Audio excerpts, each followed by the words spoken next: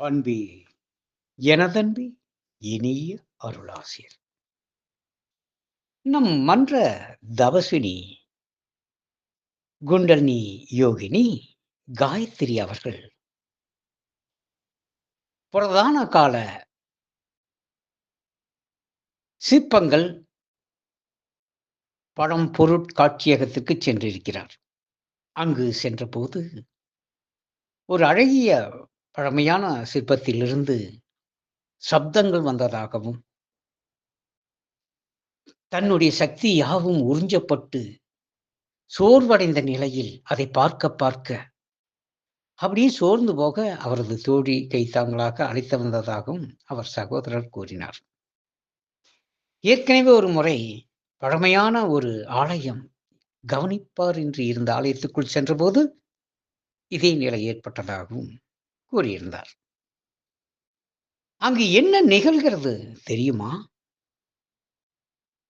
அந்த புரதான கால சிற்பங்களில், ஓவியங்களில், காட்சி பொருள்களில் என்ன இருக்கிறது தெரியுமா? அதில் காலம் இருக்கிறது. அன்றைய காலம் இருக்கிறது. அதில் கர்மா நிகழ்ந்து அந்த கர்மா சூட்சுமமாய் நிலைத்திருக்கிறது. கலையாக அது இருக்கிறது. அந்த கலையை உருவாக்கி கலைஞன் அதில் இருக்கிறான். அந்த கலையை கண்டுகளித்த ரசிகர்கள் இருக்கிறார்கள். அதில் அவர்களின் ரசனை இருக்கிறது. அந்த ரசனையின் சப்தம், வார்த்தை, ஒளியாக அதில் பதிந்துள்ளது. அந்த வார்த்தை எனும் சப்தம், அதில் ஒளி இருக்கிறது. அந்த ஒளிக்குள், ஒவ்வொரு ஒளிக்குள்ளும் ஒவ்வொரு மனிதன் வாழ்ந்து கொண்டிருக்கிறான் சூட்சுமமாய். இதை புரிந்து கொள்ள முடிகிறதா? ஆகவேதான் நுட்பமான அறிவு கொண்டவர்கள் அந்த சூட்சும அலைவரிசையை கண்டறிகிறார்கள். அவர்களுக்கு புரிவதில்லை. ஆகவே நீ எல்லா காலங்களிலும் வாழ்ந்து கொண்டுதான் இருக்கிறாய். நான் இன்னும் ஒரு உயர் விளக்கம் தருகிறேன்.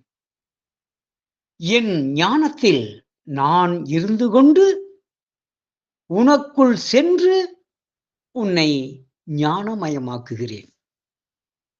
நான் தரும் இந்த குண்டலினி யோகத்தில் நான் அதனுள் நிறைந்து நின்று உனக்குள் அந்த குண்டலினி யோக சக்தியை வெளிப்படுத்துகிறேன். நான் அத்வைதியாய் இருந்து உன்னை அந்த முழு அத்வைத நிலைக்குள் அழைத்துச் செல்கிறேன். நான் ஆன்மாவாய் இருந்து இந்த ஆன்மா தரிசனம் உனக்குள் நிகழ அருளாசி புரிகிறேன். நானே பிரம்மமாய் இருந்து உனக்குள் அந்த பிரம்ம தரிசனத்தையும் காண்பிக்க முயலுகிறேன். ஆனால் நீதான் அந்த மகா சூட்சும தன்மையை இன்னும் அடையாமல் இருக்கிறாயே, நான் என்ன செய்வது? நான் என் வார்த்தைகளில் வாழ்கிறேன். நான் என் வார்த்தையின் சப்தங்களில் ஒலிக்கிறேன். நான் உனக்குள் தான் இருக்கிறேன். ஒளியாக, உள் ஒளியாக, உணர்வாக, உள் உணர்வாக.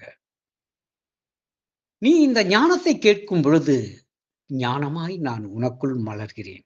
ஆனால் நீ அதை கெட்டியாக பிடித்துக் கொள்ள வேண்டும். நீ என் சொற்களை காதால் கேட்டால் காற்றோடு கரைந்து போகும். மனதிற்குள் கேட்டால் அது மறதியில் மறந்து போகும். ஆன்மாவிற்குள் நின்று கேள். ஆன்மாவாய் இருந்து கேள். அனைத்தும் உனக்குள் சித்தியாகும். ஏனென்றால் வேதகால ரிஷிகள் வேத மந்திரங்களில் வாழ்கிறார்கள். வேதங்களில் வாழ்கிறார்கள் என்றால் நான் உனக்கு உரைப்பதும் வேதம் கடந்த பிரம்ம ஞானத்தை, பிரம்ம தத்துவத்தை. ஆகவே நீ பிரம்மமாய் மலர்வதில் எந்த தாமதமும் கிடையாது. ஆனால் நீ அதனை எவ்வளவு நுட்பமாய் சூட்சுமமாய் கிரகித்து உனக்குள் நீயாக மலர்கிறாய் என்பதை பொறுத்தே இந்த யோகமும் ஞானமும் சித்திகளும்.